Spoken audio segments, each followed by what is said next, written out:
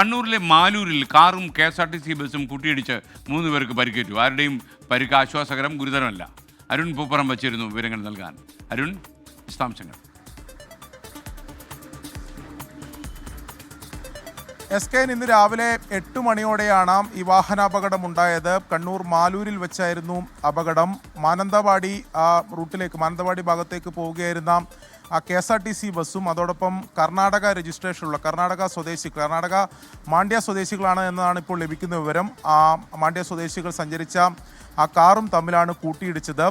ഈ കർണാടക സ്വദേശികൾ കൊട്ടിയൂർ ക്ഷേത്രത്തിൽ ദർശനം കഴിഞ്ഞ് തിരിച്ച് അവരുടെ നാട്ടിലേക്ക് മടങ്ങുകയായിരുന്നു. അതിനിടെയാണ് ഈ അപകടമുണ്ടായത്. അപകടത്തിൽ 3 പേർക്കാണ് പരിക്കേറ്റത്. കാർ യാത്രികരായിട്ടുള്ള 3 പേർക്ക് പരിക്കേറ്റു. പക്ഷേ അവരുടെ പരിക്ക് ഗുരുതരമല്ല എന്നതാണ് നമുക്ക് ലഭിക്കുന്ന വിവരം. അവരെ സമീപത്തുള്ള ആശുപത്രിയിൽ പ്രവേശിപ്പിക്കുകയും ചെയ്തു.